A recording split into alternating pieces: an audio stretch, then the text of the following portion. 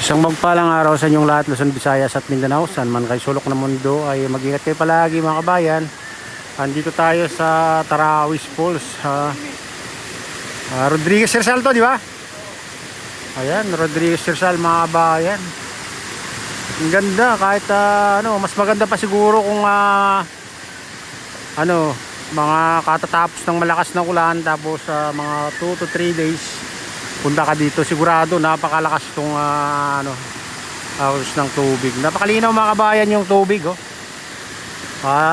Diyan sa yung bukal na pinanggagalingan tong tubig ay doon sila kumukuha ng inumin nila diyan sa baba. Ayan. Ang ganda, napakalinaw yung tubig, parang nakakakuan inumin, napakalamig pa. Hindi mo akalain na mayroon pala ganitong falls dito sa Tarawis, Rodriguez Rizal. Malapit lang yan sa papuntang Wawadam. Mga lang siguro 20 minutes o 30 minutes hanggang dito, hanggang sa highway. Ayan.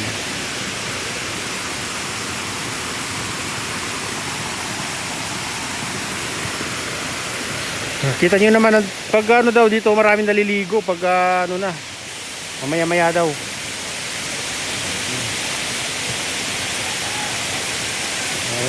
Hindi gaano malalim kasi hindi nila inarangan ng bato dyan sa baba. Pero pag lalagyan ng bato dyan, palalimin nila pwede yan.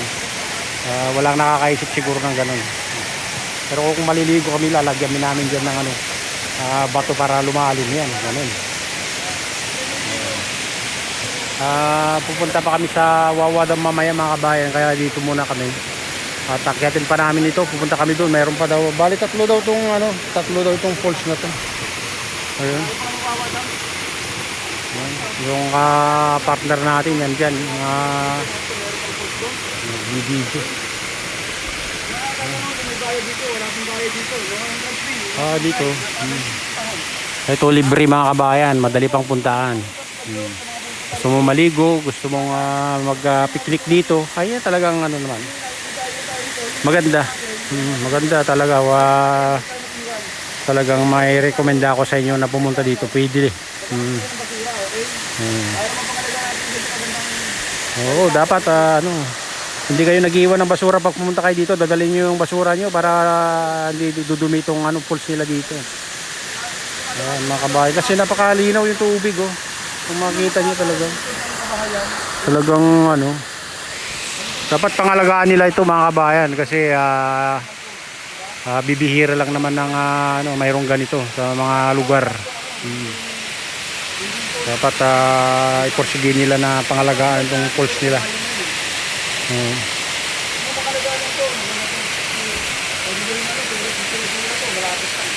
Kung maliligo tayo, Brad, harangan ko ng malalaking bato dyan sa kukunin ko. Ayan, ginagawa paliguan nila mga kabayan. Ito mga bato to na galing sa taas lahat siguro to, kaya naharang na dyan. Pero pag harangan nila talaga doon, malalalim yan. Ayan. Pupunta pa kami sa taas mga idol.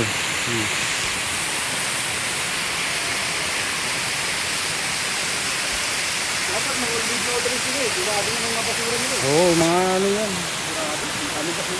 Hindi nila pinapangalagaan pa itong Yung mga pupunta dito, yan. Siyempre, yung may mga bata siguro din. Dapat video trace, saka maglalagay sila ng dyan. Yung ganda talaga, Brad.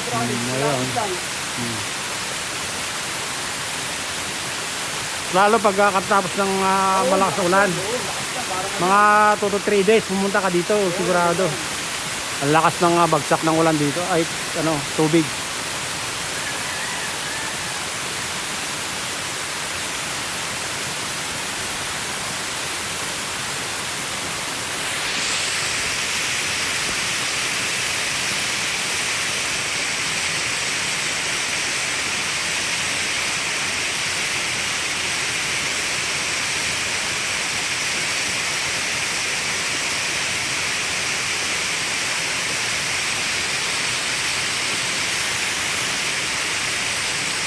pinapakita ito eh. Kami.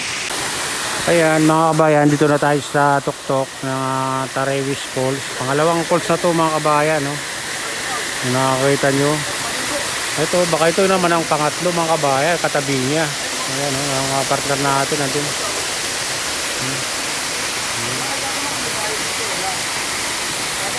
Maganda lang dito mga kabayan, walang bayad. Libre, pumunta. At saka malapit lang dyan sa sa highway papuntang Wawa Dam. Ganyan kalapit. Napakalinaw yung tubig mga kabayan, napaka at talagang malakristal yung tubig dito.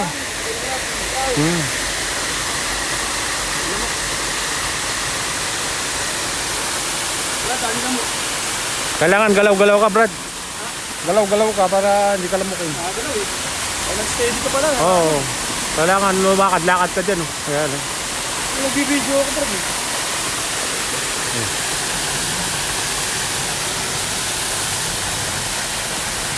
Galaw-galaw. Ayan.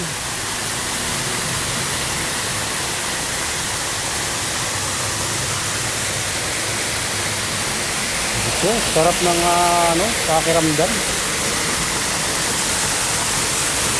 Habang bumabagsak ang tubig.